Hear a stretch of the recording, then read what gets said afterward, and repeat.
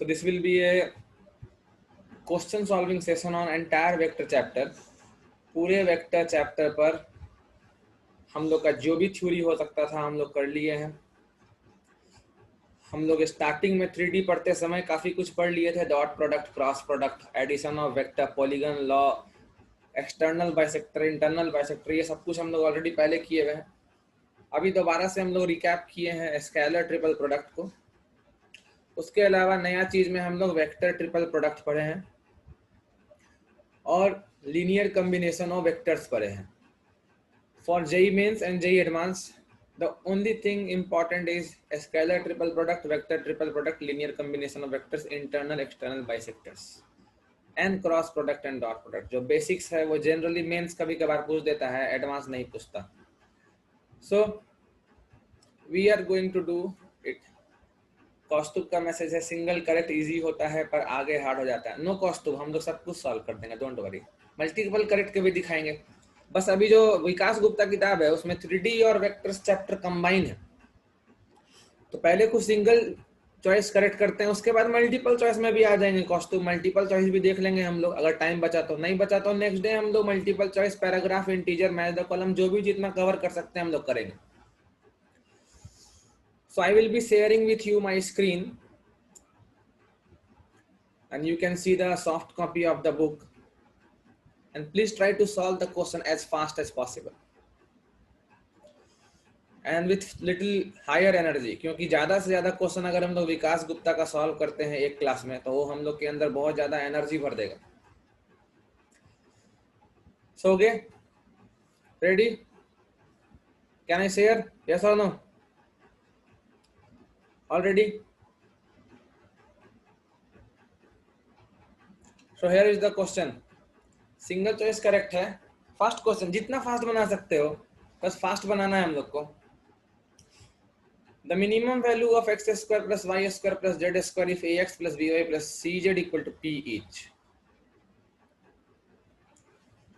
So this is the first question. The minimum value of x square plus y square plus z square if ax plus by plus cz equal to p. Now see, the given equation ax plus by plus cz equal to p represents a plane. Represents a plane. And the point x comma y comma z satisfies the equation of that plane. So x comma y comma z जो भी point होगा वो इस plane को satisfy करेगा। और x square plus y square plus z square जो है वो x comma y comma z point का ही डिस्टेंस है from 0 0 0 which is origin. Distance का स्क्वायर है। तो आपको पूछा गया है क्या कि ax plus b y plus c z equal to p plane पर लाई करने वाला एक x comma y comma z variable point है जिसका ओरिजिन से डिस्टेंस का स्क्वायर का मिनिमम वैल्यू क्या हो सकता है। Then that can be a square of the perpendicular distance of origin from the plane. So solution will be very easy. Distance of origin from ax plus by plus cz equal to p, that is d is equal to mod of p by under root of a square plus b square plus c square, implies d square is equal to p square by a square plus b square plus c square. So correct option will be option B, क्योंकि इसका justification बहुत ही simple है। ऐसा एक plane था, plane का equation था ax plus b y plus c z equal to P,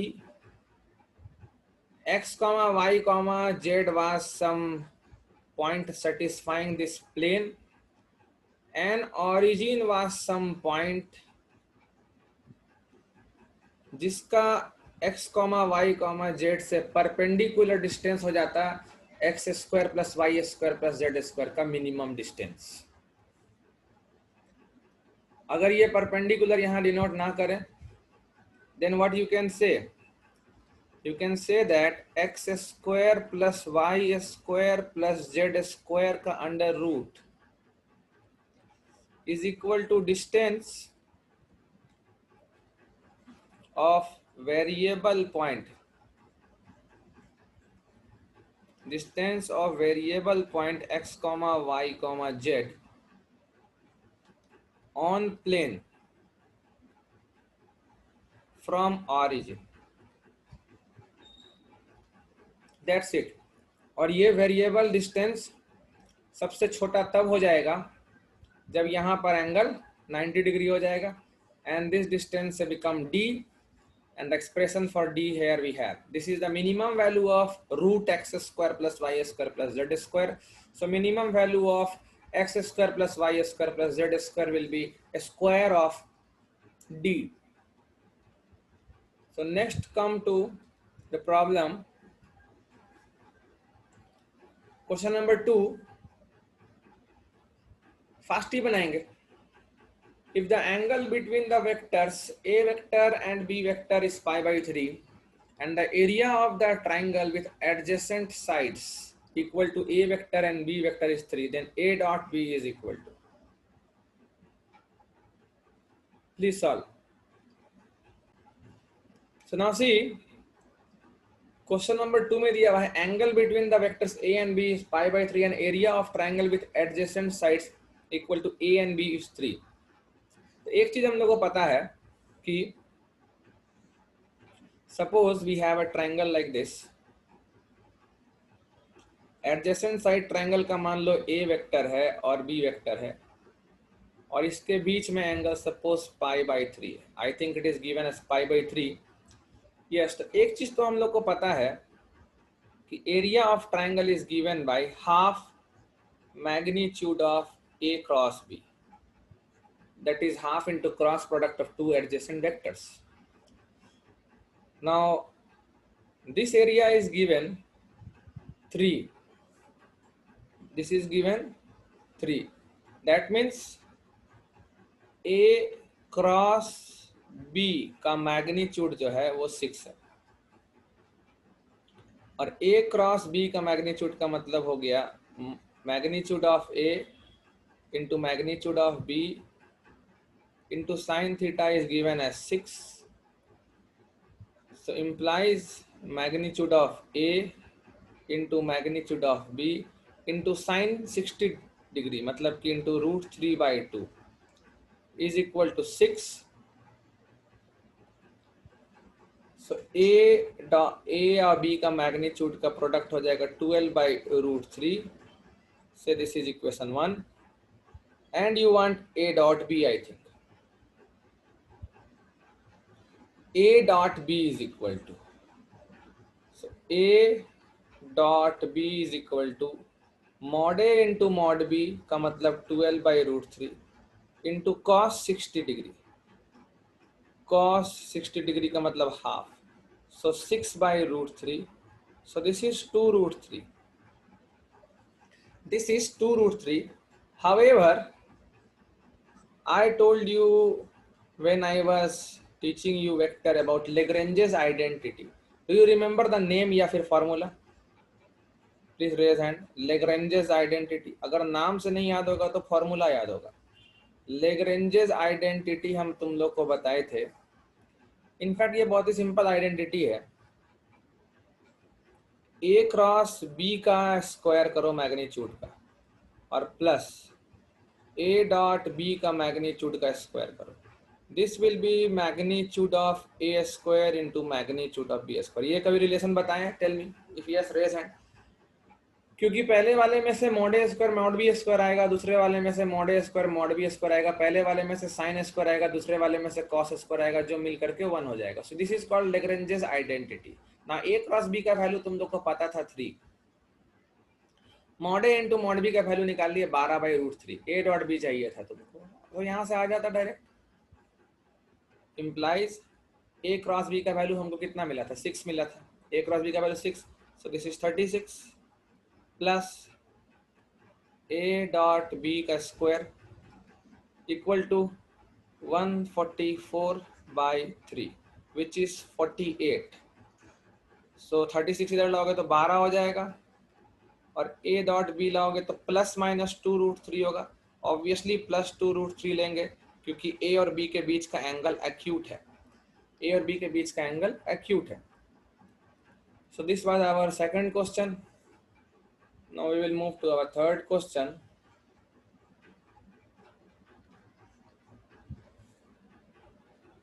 you don't do this third, ये तीसरा नहीं करना है आपको। क्या करना है, I am telling you, question number, you have to do question number 4।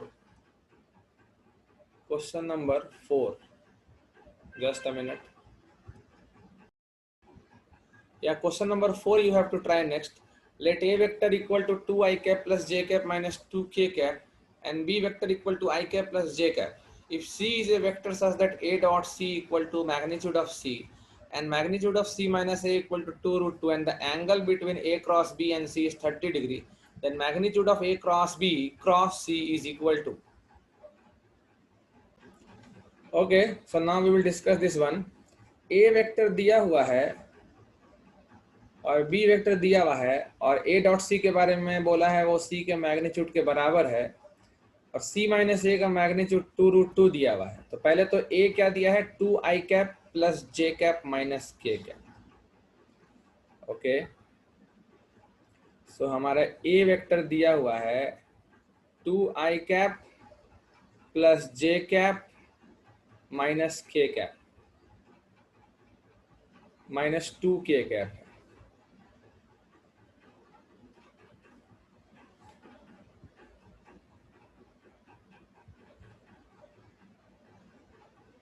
And b vector क्या दिया हुआ है, बी वेक्टर दिया हुआ है I cap plus J cap. B vector है I cap plus J cap. A dot C के बारे में दिया हुआ है मैग्नीट्यूड ऑफ सी के बराबर है और मैग्नीट्यूड ऑफ सी माइनस ए के बारे में दिया हुआ है कि वो 2 रूट 2 के बराबर है। So this will imply magnitude of c minus a का square will be equal to 8. Now this will be magnitude of c का square plus magnitude of a का square minus 2 times a dot c is equal to a. So this is magnitude of c का square. Magnitude of a का square कितना होगा, 4 4 8 1 9 होगा, 9 minus 2 times this is magnitude of c, since a dot c equal to magnitude of c and this is equal to 8. If you take everything to left hand side, magnitude of c का square minus 2 times magnitude of c plus 1 equal to 0. So this is a whole square and you get magnitude of c equal to 1. So now magnitude of a cross b cross c will be equal to magnitude of a cross b into magnitude of c into sine theta, where theta is angle between a cross b and c. Theta is angle between a cross b and c, implies theta equal to शायद 30 degree दिया हुआ है question में। Let me check, yes 30 degree दिया हुआ है, fine. So now A cross B निकालना है हम लोग को। मैग्नीट्यूड ऑफ सी तो निकल गया, मैग्नीट्यूड ऑफ सी तो हमारे पास ऑलरेडी आ चुका है, वो 1 है और साइन 30 डिग्री हाफ हो जाएगा। सिर्फ magnitude of A cross B निकालना बाकी है हम लोग को।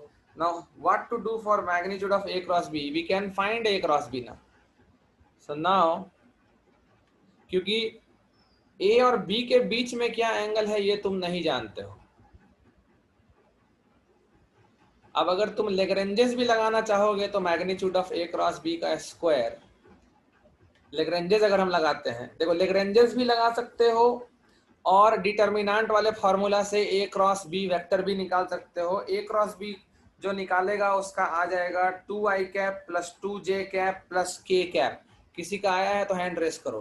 2 आई कैप प्लस 2 जे कैप प्लस के कैप, ठीक है, कौस्तुभ हैंड रेस किया और भी लोग हैंड रेस किए, लेकिन उससे ए क्रॉस बी का मैग्नीट्यूड आएगा। तो भाई जब ए क्रॉस बी का मैग्नीट्यूड ही निकालना है तो हम डिटर्मिनेंट वाला फॉर्म लगा के डिटर्मिनेंट ओपन करके पहले ए क्रॉस बी निकालना और फिर वहां से ए क्रॉस बी का मैग्नीट्यूड निकालना वाला काम क्यों करेंगे? हम सीधा लेग्रेंजेस लगाएंगे। अगर हम लेग्रेंजेस लगाते हैं तो आ जाएगा मेरा magnitude of A cross B का square plus A dot B मेरा ऊपर से दिखने लगेगा। 2 इंटू 1 2, जे का 1 आ रहा है तो 3 का स्क्वायर 9 के कंपोनेंट है नहीं। मैग्नीट्यूड का ए का स्क्वायर कितना होगा 9 और मैग्नीट्यूड ऑफ बी का स्क्वायर कितना होगा 2, so this is 18। So finally magnitude of का स्क्वायर इज इक्वल टू 9।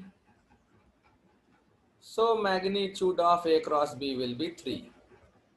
तो एक लाइन में अगर तुम लेग्रेंजेस लगाते हो ए डॉट बी और मॉड ए मॉड बी का वैल्यू यूज करते हो तो तुरंत ए क्रॉस बी आएगा। इसके लिए तुमको आई कैप जे कैप के कैप वाला डिटर्मिनेंट लिख के ए क्रॉस बी निकालने का जरूरत नहीं है बिल्कुल भी।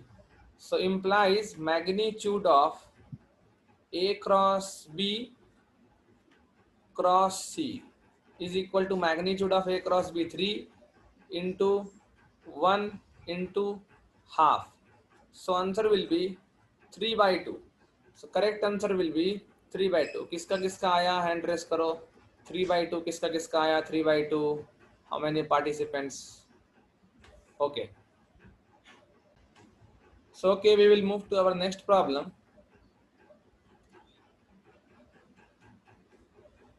नेक्स्ट प्रॉब्लम कभी अपने मन से मत सेलेक्ट किया करना, नहीं तो फिर हम कुछ बोलेंगे और तुम कुछ बना दोगे तो उससे तुम्हारा ही टाइम वेस्ट होगा।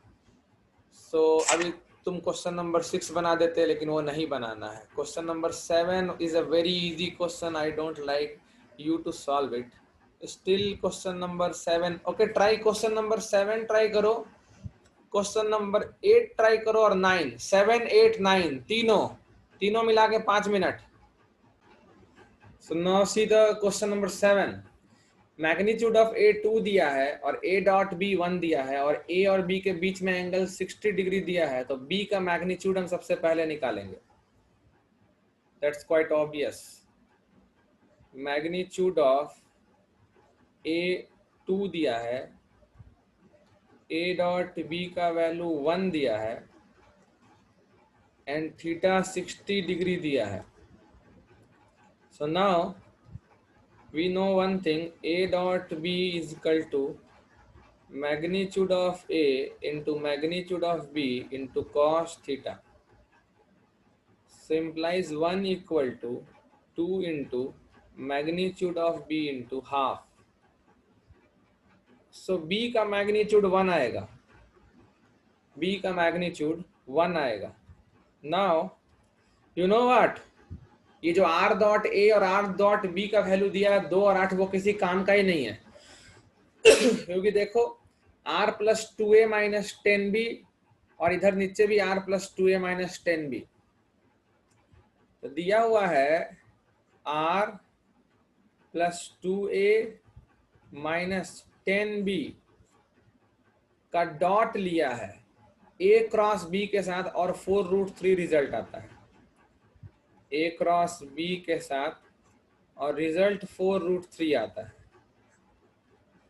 वेयर ये जो R plus 2a minus 10b vector है, ये वेक्टर दिया हुआ है some lambda times A cross B vector. So you can clearly see from 1 and 2 lambda times A cross B का डॉट A क्रॉस B से is 4√3. So what is this? This is lambda times A cross B का magnitude का square equal to 4√3.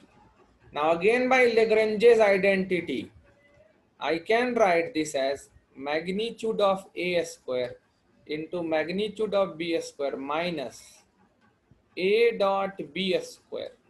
ये कौन use किया hand raise करेगा honestly? यहाँ पर लेग्रेंजेस को यूज किया तो हैंड रेस कर, कोई नहीं किया use. That's really bad. So lambda into mod A का स्क्वायर 4 होगा और बी का 1 होगा और ए डॉट बी का वैल्यू 1 दिया है. So this is equal to 4√3 और 3 से डिवाइड कर देंगे. So lambda is equal to 4/√3. Lambda is equal to 4/√3 है क्या ऑप्शन में? अरे बाप रे बाप. Please check my calculation somewhere. Message तो आया है. Check my calculation somewhere please. ये 4/√3 कितना का आ रहा है? हैंड रेस करो. फिर तो नन ऑफ दीज आंसर होगा.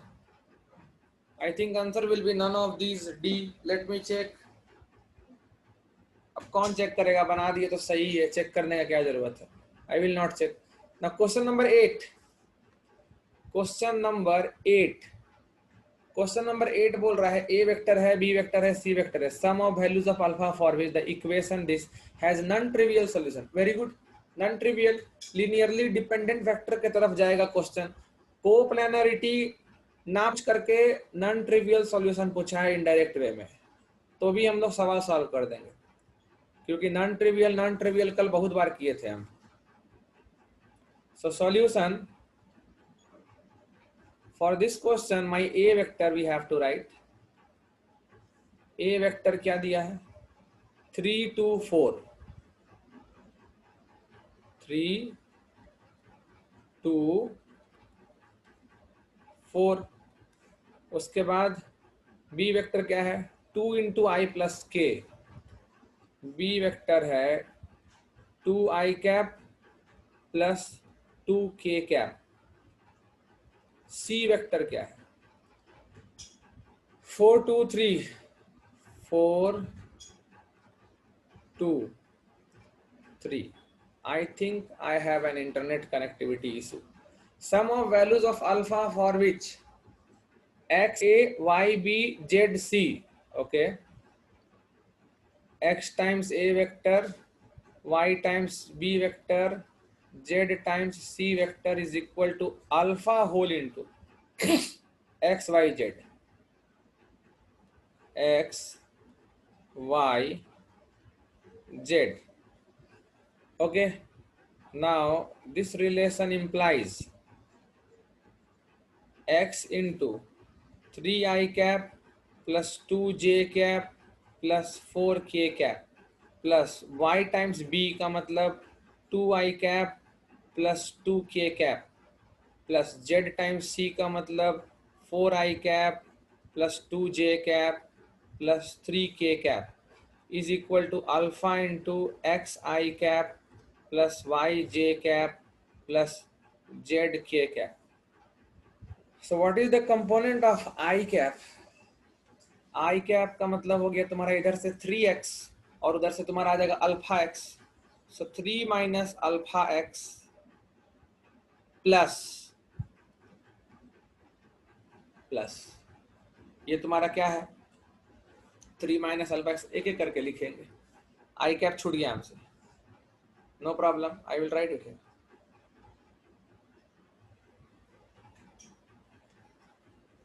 प्लस आई कैप तुम्हारा इधर से भी आएगा 2y प्लस 4z. इतना इंटू आई कैप लिखोगे और लास्ट में राइट साइड में तो सब नल वेक्टर है. So this will become 0. वैसे ही j कंपोनेंट इधर से 2x और इधर से कुछ j आएगा क्या? y के साथ तो j नहीं दिख रहा हमको, लेकिन इधर से j कैप y के साथ अल्फा y है जो लेफ्ट साइड में जब आएगा तो वो माइनस अल्फा वाई हो जाएगा. So minus alpha y. और तुम्हारा कुछ दिख रहा है क्या? जेड वाला जेड इंटू में से कुछ जे कैप दिख रहा है? यस दिख रहा है. 2z equal to 0. Say this is equation 2. And K cap के साथ क्या दिख रहा है? इधर 4x दिख रहा है और इधर 2y दिख रहा है और इधर 3z दिख रहा है और उधर से अल्फा जेड भी आएगा. So 3 minus alpha z equal to 0. So right side में 0 0 0 है तो एक ट्रिवियल सॉल्यूशन तो है ही. So has a non trivial solution. Has a non trivial solution. That means the system of equation should have an infinite number of solution So determinant of A equal to 0. I hope you can understand A क्या है. A is coefficient matrix. A is coefficient matrix. Now that will be implies 3 minus alpha 2 4 2 minus alpha 2 4 2 3 minus alpha. Now see, I will check my determinant. अगर मेरा determinant सही है तो हम direct answer लिख देंगे. डिटर्मिनांट यहाँ दिया हुआ है 3 minus alpha 2 4 2 minus alpha 2 4 2 3 minus alpha. Yes, correct determinant है ये. इसको ओपन करने से अल्फा क्या आता है वो बताओ जल्दी. अल्फा का वैल्यू निकालना है. अल्फा कितना आएगा हमको खोलना पड़ेगा क्या? Do I need to do this? तुम भी कमाल हो यार. चलो कर देते हैं. 3 माइनस अल्फा इंटू इधर से आ जाएगा तुम्हारा -3 अल्फा प्लस अल्फा स्क्वायर -4. उसके बाद -2 इंटू यहाँ से हो जाएगा 6 माइनस 2 अल्फा -8 और फिर +4 इंटू इधर से हो जाएगा 4 अब +4 अल्फा इक्वल टू 0. ऐसा लग रहा है कि आएगा. अब सही है या गलत वो तो पता नहीं हमको. So implies 3 minus alpha into determinant का प्रॉपर्टी यूज कर लेते हैं यार हम लोग.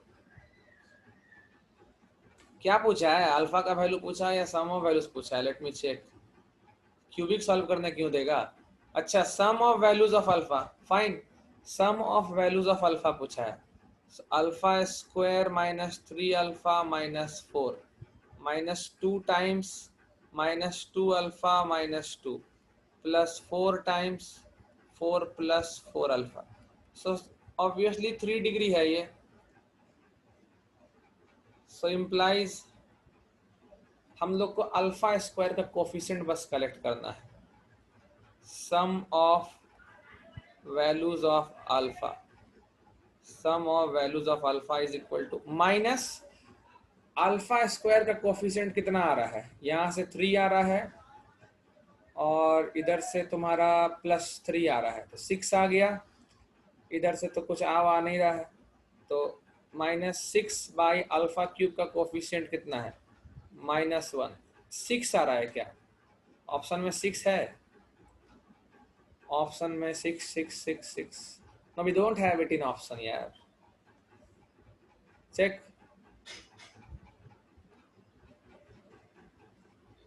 सर ऑप्शन में आंसर नहीं है. Okay, so it's correct only. Correct answer will be 6. Calculation mistake तो कहीं है नहीं.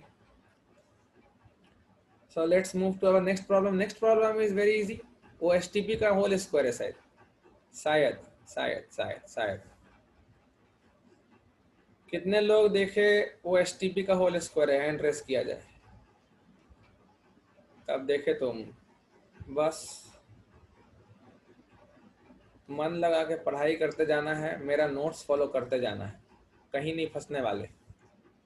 क्योंकि जब विकास गुप्ता बन सकता है, चाहे वो सिंगल चॉइस हो, मल्टीपल भी बनाएंगे कौस्तुभ. ऐसा नहीं है कि मल्टीपल नहीं बनेगा मेरे पढ़ाने से.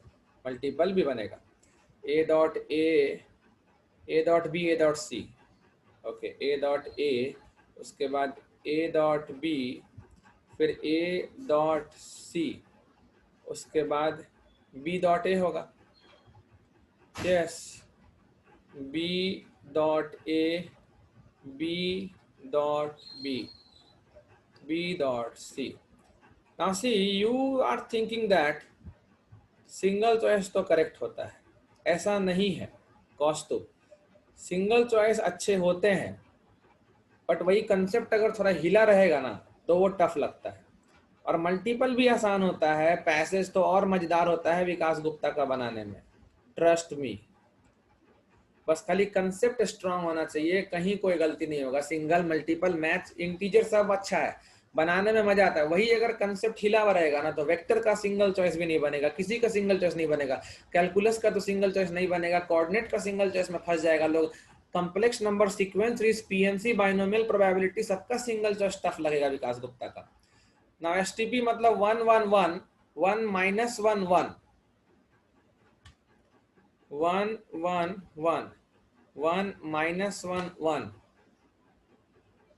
1 2 माइनस 1. ये तो रूल लगा देंगे का स्क्वायर, इस पर हम लोग रूल लगा देते हैं, इम्प्लाइज एस टी पी का स्क्वायर, रो ट्रांसफॉर्मेशन लगाना बेहतर है। तो पहला कॉलम को कुछ नहीं कर रहे, दूसरे कॉलम में पहला कॉलम घटा रहे हैं, तीसरे में भी पहला ही घटा रहे हैं,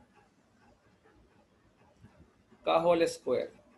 So this is 4 का square 16. Please raise hand. 16 an answer. Is it correct? 16. 16 is the correct answer. So next problem देखते हैं। वेक्टर पर एक सीट काफी होगा जिसमें ज्यादा क्वेश्चंस दे देंगे, और आज भी जो तुम लोग को डीपीपी मिला है उसमें वेक्टर और 3D है, उसको इमीडिएटली खत्म करो। Now next question will be, let me check कौन सा बनाना है। Yes, question number 10 is also good. You can try question number 10. Question number 10 कर सकते हो तुम। क्वेश्चन नंबर 10 भी करोगे, 11 भी करोगे, 12 भी करोगे, इनफैक्ट 13 भी करोगे। 10, 11, 12, 13, तो सब मिला जुला कर 6 मिनट। स्टार्ट। क्वेश्चन नंबर 10 दिख रहा है, क्वेश्चन नंबर 11 दिख रहा है, 12 दिख रहा है, 13 दिख रहा है। ये 4 क्वेश्चन 1.5 मिनट के हिसाब से 6 मिनट का टाइम दे रहे हैं। पहले क्वेश्चन नंबर 10 ट्राई करेंगे। If a vector and b vector are two vector such that mod a1 mod b4 a dot b2 if c equal to 2a cross b minus 3b, then angle between b and c is। First we will solve among these 4 questions question number 4। mod a4 है, sorry mod a1 है, mod b4 है, magnitude of a vector 1 है, magnitude of b vector 4 है, और a dot b 2 है, a dot b 2 है। Now c vector दिया हुआ है 2 times a cross b minus 3b, 2 times a cross b minus 3b vector. Now please pay attention, इस तरह का क्वेश्चन नहीं बना रहे हो, that is really bad. So what I can write, magnitude of c का square is equal to magnitude of 2 times a cross b का square plus magnitude of 3b का square minus 2 times 2a cross b dot 3b। Please raise hand, hand raise करो तभी समझ में आएगा। जब तक तुम लोग हैंड रेस किया करते थे कुछ सीख भी रहे थे, आजकल हैंडी रेस छोड़ दिए हो, इसलिए दिक्कत होता है। Now this is 0, this is 0। क्यों? Because a cross b is perpendicular to b भाई। 2 times a cross b, this is perpendicular to b। This vector is perpendicular to b vector. So what we can get, वैसे ये question साक्षी सही बनाई है, साक्षी का answer सही है।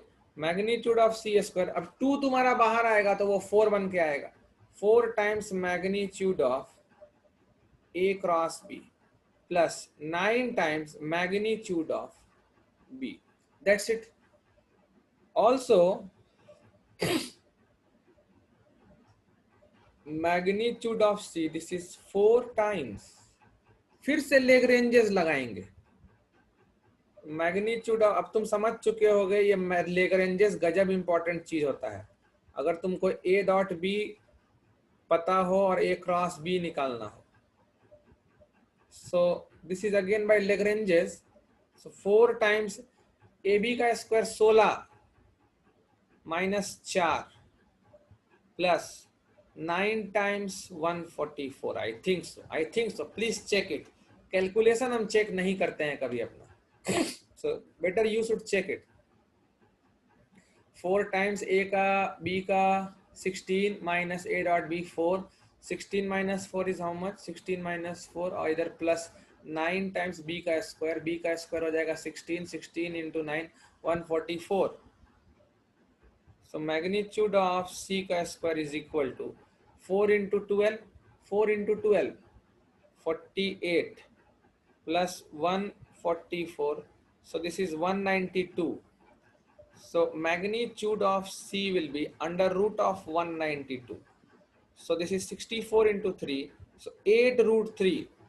साक्षी hand raise करना, ये आया था.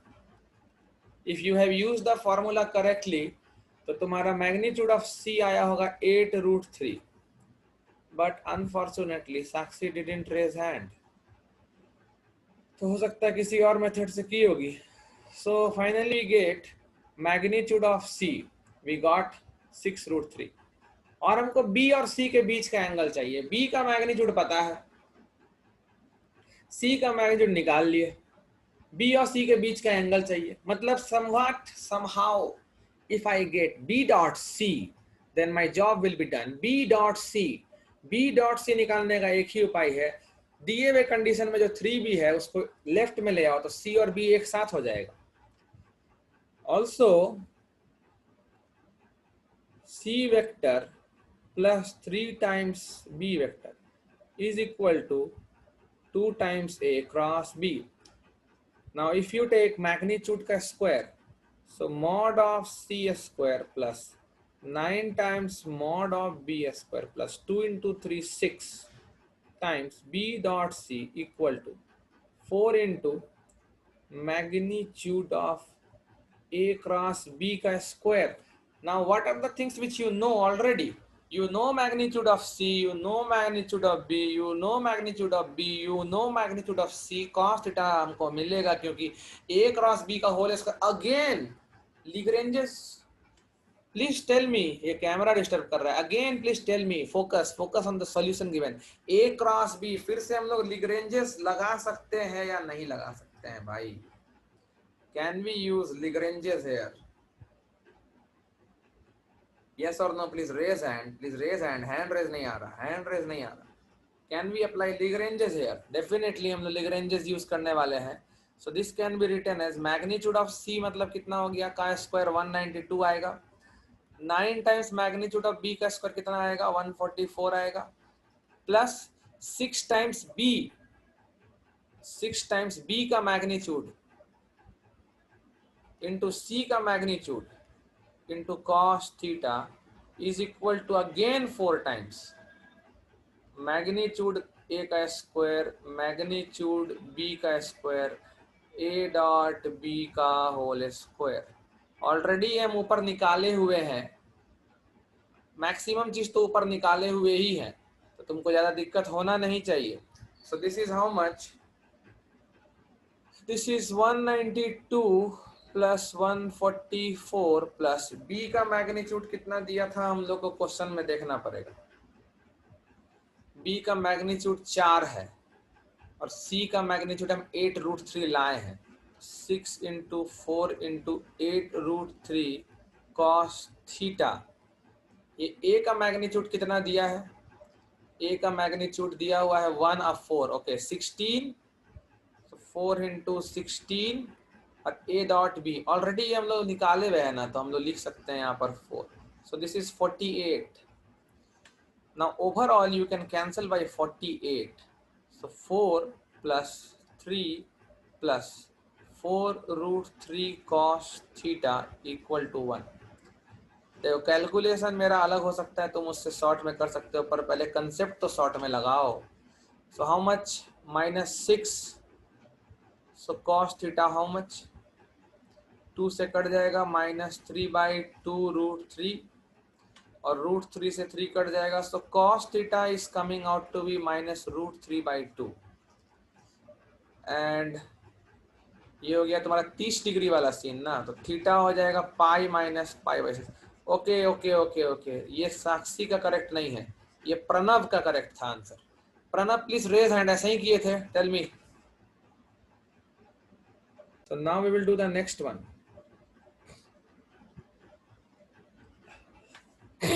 नेक्स्ट क्या दिया है? A b c are unit vectors. तो सबसे पहला data magnitude of A equal to magnitude of B equal to magnitude of C equal to 1. तो A minus 2B, B minus 2C, C minus 2A does not exceed. Okay. So now A minus 2B plus B minus 2C plus C minus 2A, यही ना दिया है.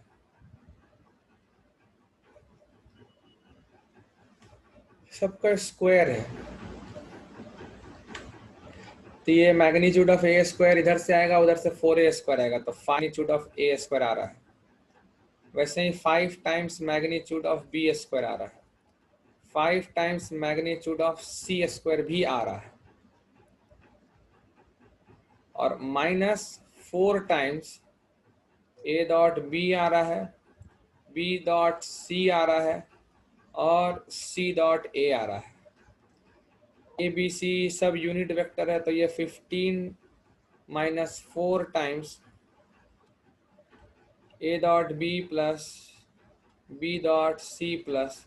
Now can not exceed पूछा है, मतलब इसका max पूछा है. इसका मैक्स मतलब a dot b, b dot c, c dot a का मिनिमम सम कितना होना चाहिए वो पुट कर देते हैं. -3/2. किसको किसको याद है हैंड रेज, उसका मिनिमम वैल्यू -3/2 ही होता है. कैसे यार, वो cos alpha plus cos beta plus cos gamma है, मिनिमम वैल्यू क्या हो सकता है? -3/2. Still we know that magnitude of a plus b plus c का whole square is equal to magnitude of a square plus magnitude of b square plus magnitude of c square plus 2 times a dot b plus b dot c plus c dot a. ना जब unit vector होता है then you can write 3 + 2 times A dot b plus b dot c plus c dot a. This will be greater than और equal to 0, क्योंकि a plus b plus c का magnitude का square negative नहीं हो सकता. तो यहाँ से मेरा रिजल्ट आ जाएगा a dot b plus b dot c plus c dot a will always be greater than or equal to -3/2. Minimum value will be -3/2. So maximum निकालने के लिए तुम मिनिमम वैल्यू रख दो a डॉट बी का वहां पर, जितना कम घटेगा उतना अच्छा है. So implies a minus 2b का whole square plus b minus 2c का whole square plus c minus 2a का होल स्क्वायर का मैक्सिमम वैल्यू होगा 15 - 4 टाइम्स -3/2 करोगे तो +3/2 हो जाएगा, और ये आ जाएगा 21. So maximum value will be 21. बहुत सारा चीज है सीखने को, सीखो. Next one. Next question was good यार. नेक्स्ट क्वेश्चन क्यों नहीं बनाए? See what we can do. Next question में बोला क्या है पहले ये देखना पड़ेगा. Adjacent side vectors OA and OB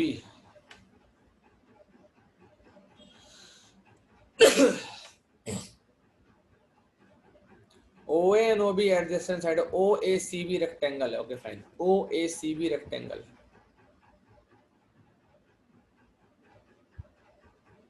Like this. OACB. So very clearly OA और OB के बीच में जो एंगल है that is 90 degree. That angle is 90 degree. एक चीज तो क्लियर हो गया कि OA is perpendicular to OB. और क्या करें? अच्छा, ए वेक्टर और बी वेक्टर दिया है. So this vector is A vector, this vector is B vector. Fine. तो सी वेक्टर मिल गया ना हमको, A plus B by parallelogram law of vector addition. ये जो ओसी वेक्टर होगा this will be A vector plus B vector. जो भी दिखता है वो लिख लेते हैं, काम आएगा नहीं आएगा भगवान जाने। 16 टाइम्स ए क्रॉस बी का magnitude equal to 3 times a plus b का होल स्क्वायर। अच्छा, so now 16 times a cross B का magnitude equal to 3 times magnitude of a plus magnitude of B का होल स्क्वायर। ओके, तो भाई लोग ये हो गया 16 times magnitude of A into magnitude of b into sine pi by 2 हो जाएगा ना, ये sign pi by 2। This will be equal to 3 times magnitude of ए का square plus 3 times magnitude of B का square plus 6 times magnitude of A into magnitude of B. Fine, तो ये हो गया 3 टाइम्स मैग्नीट्यूड ऑफ ए का square minus, सबको right side भेज दो, 10 times magnitude of A into magnitude of b plus 3 times magnitude of B का square.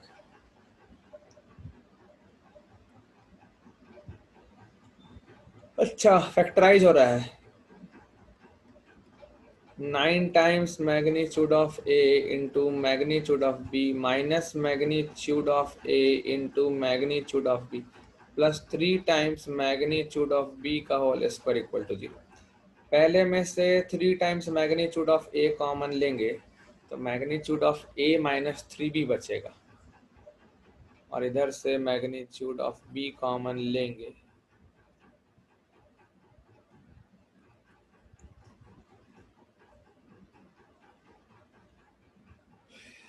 किसी का आया था ये हैंड रेस करना। 3 times magnitude of a will be magnitude of b, या फिर magnitude of a equal to, अरे ये आया भी है तुम लोग का, बहुत लोग का आया है फिर तो फिर ये सवाल क्यों नहीं बना भाई तुम लोग से टाइम पे? पूछा क्या है जो नहीं बना? Theta be the acute angle between the diagonals OC and a b. अच्छा, ओसी और ए बी कहाँ है? ओसी तो ऑलरेडी हम दिखाए हुए हैं,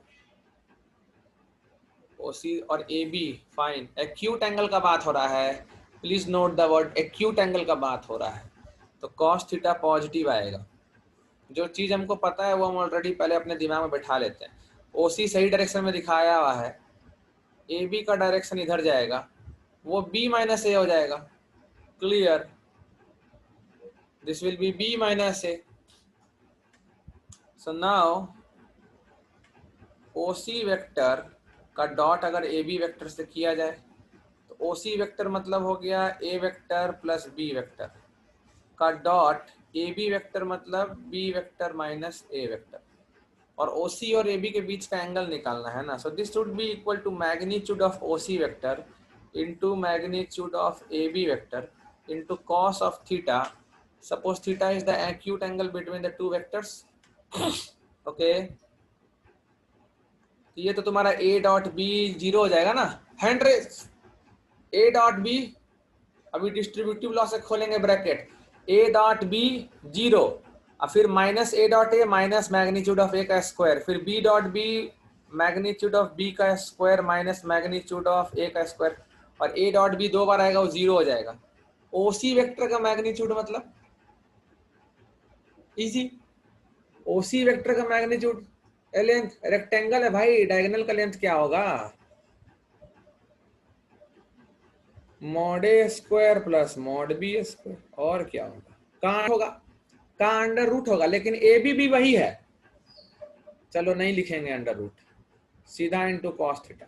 हैंड रेस कर दो, देखो हैंड रेस देखेंगे नहीं तो आगे बढ़ेंगे नहीं।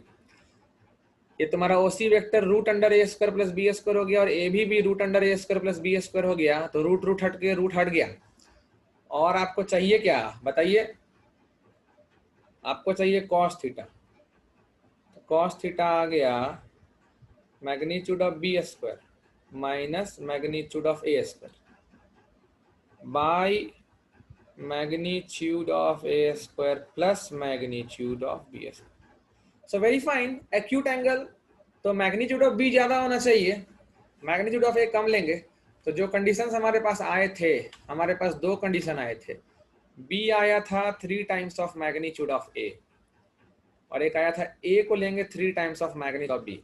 ए को अगर रख दिए 3 times of magnitude of B तो कॉस थीटा निगेटिव आ जाएगा, नॉट एक्सेप्टेबल। तो बी को रखो 3 टाइम्स ए, बी को रखो 3 टाइम्स ए। यहाँ हैंडराइटिंग गंदा हो गया है मेरा। बी को रखो 3 times A, I hope you can understand. तो इसको 3 टाइम्स ए रखोगे तो आ जाएगा 9 माइनस 1, 8 टाइम्स मैग्नीट्यूड ऑफ ए का square by 10 times magnitude of ए का स्क्वायर। So this is 4/5। किसी का आया, अभी तक भी आया, लेट लेट होके भी किसी का आया cos 4/5, तो हैंड रेस करो। This is cos theta 4/5। अब आया है, बाप रे बाप। और cos थीटा का formula we know it in terms of tan θ/2। So implies 1 minus tan square θ/2 by 1 plus tan square θ/2 is equal to 4/5। तो ये बड़ा लंबा फॉर्मूला हो गया, इससे हम कैलकुलेट करने का मन नहीं कर रहा है हमको। जब हम इसको लिख सकते हैं तो हम डायरेक्ट tan θ/2 निकालना है ना, तो tan θ/2 का फॉर्मूला भी हमारा कॉस के टर्म्स में पता है ना। tan θ/2 होता है 1 minus cos theta by 1 plus cos theta का under root. So 1 minus 4/5 by 1 plus 4/5 का अंडर रूट। सो 1/9 का रूट आ रहा है, 1/3। tan θ/2 will be equal to 1/3। And last problem very easy. Last problem का सॉल्यूशन तो हम बिना क्वेश्चन देखे दे सकते हैं, लेकिन वो अगर नहीं बनता है एग्जाम में तो ये बहुत चिंता वाला बात हो जाता है। हालांकि क्वेश्चन में दिया हुआ है ए बी वेक्टर और a c vector. Now wait,